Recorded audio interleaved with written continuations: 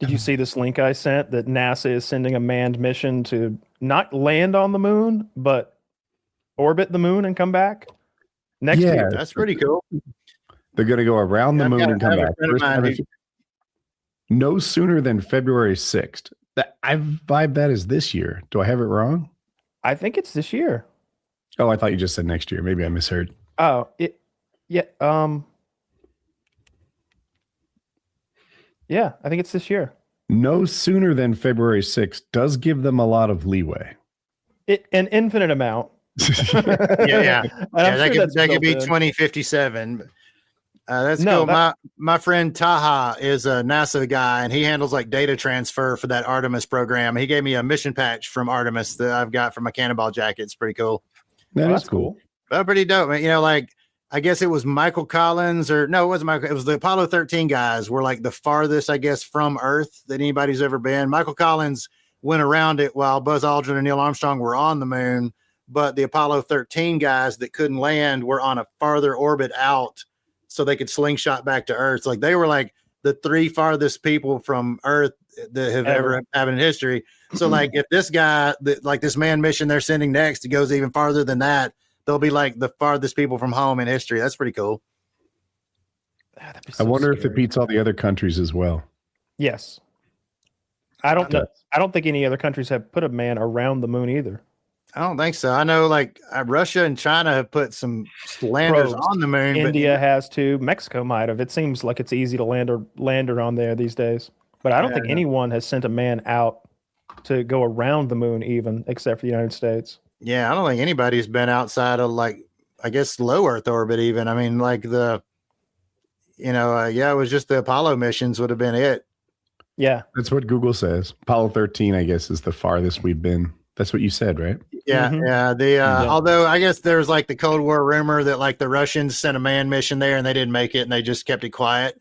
Yeah. There's a lot of talk that they were burning up astronauts to be ahead of the curve. You know, like every now and then some guy would get burned alive and they would just act like the mission didn't happen because why admit to the failure?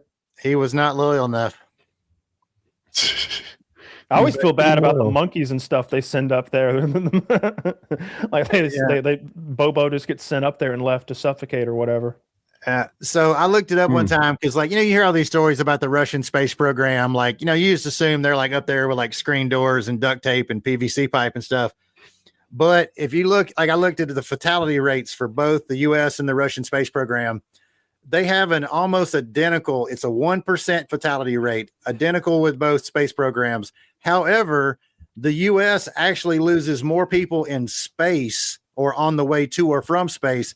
Russia lost more of their people on the ground.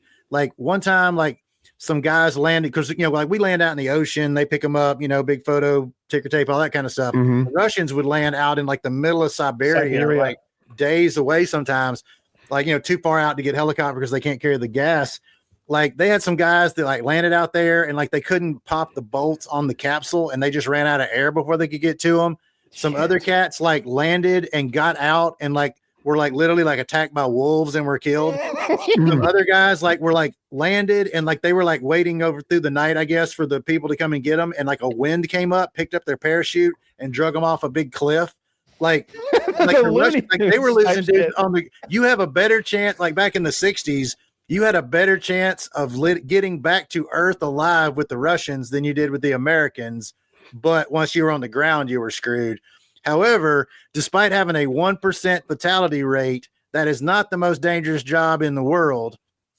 And, people are going, you would guess, like, oil worker, crab fisherman, whatever. It's President of the United States. There have been like 40, I can't remember how many terms, but 47 presidents, and 3 of them have been killed in office. So that's like a 9%? I mean, excuse me, a 6% fatality rate. Several of them have been shot and exactly. Yeah, Reagan, people like that. Roosevelt, Reagan, Trump. Yeah.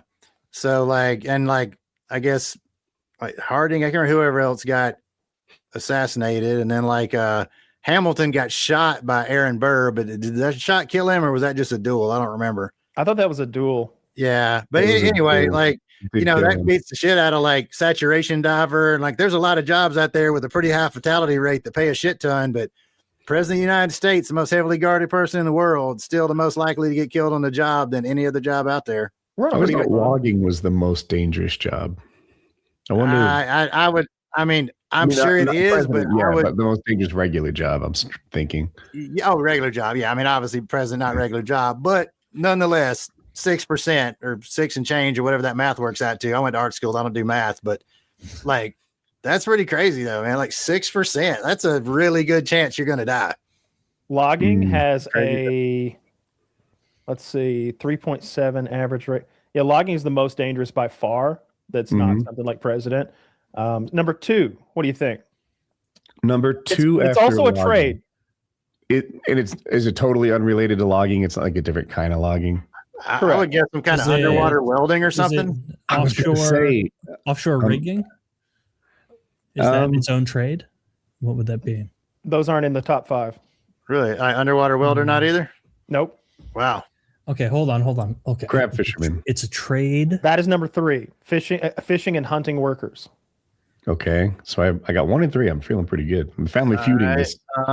Is it like an oil field, like a oil derrick workers? Not specifically, although helpers and construction trades is like number 4. Number 2 is roofers, which is hilarious. And it makes so much sense because just a little slip, just a little trip and fall, and you're tumbling off dozens of feet. A friend of a friend went that way. Is it like a firefighter or some kind of like first responder type thing? It's roofers is number 2, and then commercial fishers number 3, construction laborers number 4. Aircraft pilots and flight engineers. I would not have guessed aircraft pilots and flight engineers at all. There's like so many air flights every day. Are they counting military history? I don't know because is this this is year to year. Huh. Wow. Is it like something like is number 1 like bomb squad or something like law enforcement related or? It's logging number 1. Logging is number 1. Okay, I thought there was a set for different. All right. Yeah. If anything, it seems like delivery truck drivers should be higher and aircraft pilots should be low because like they're driving nonstop. And like we all see those figures where it's like you'd have to take a jillion flights to equal the risk of one, cross-country journey in America in a car. Now that I see it, I understand how it makes sense. Although I would have guessed maybe the delivery truck drivers don't tend to get as hurt. Like it's the other car that gets messed up. Oh yeah, it's just fatalities. You're right. Yeah. But I guess not. It's a plane crash is much worse than a car crash. Yeah. When you hear someone survived a plane crash, like, oh, thank God, what lucky them. But when you hear somebody survived a car crash, you're just that's kind of par for the course. Most people survive them. I wonder if it's people outside the plane that are getting hurt a lot. It says pilots and flight engineers. I don't know what a flight engineer is. I thought a flight engineer was like the co-pilot guy back there with all the switches and levers and shit. Oh, I was picturing the person with the waving flags and all the luggage. Oh, like support personnel. I think the flight engineer is like the guy, sort of like a ship's engineer. Like he's sort of in charge of like all the, making sure the hydraulics work, all the electronics, keeping everything like functionally on the plane going on. I think that's that person's job. That's what I thought too. The mechanicals, flaps and all that kind of stuff, bleed air and everything off the engine and all that. But wow, man, that's it's the second officer. It's a guy on the plane. It's not the people who get sucked into the engines outside. Like that will never not be funny. I'm sorry. I know it's a tragedy for somebody, but when I see you get literally sucked off your feet into a fucking turbine engine, I gotta think like that. Man, that would be rough to see in person. If that was you that got sucked in, like, oh my God, Indiana Jones scenes where the prop hits the guy. Is that funny too? Well, no, that's kind of fucked up. Like, that's pretty grisly. Yeah. This happened. Sorry, go ahead, Chris. No, please go ahead. I'm sorry. I was saying what you're describing, Kyle, happened in Atlanta at, I don't recall the name of your airport, the Atlanta airport. Hartsfield Jackson Airport.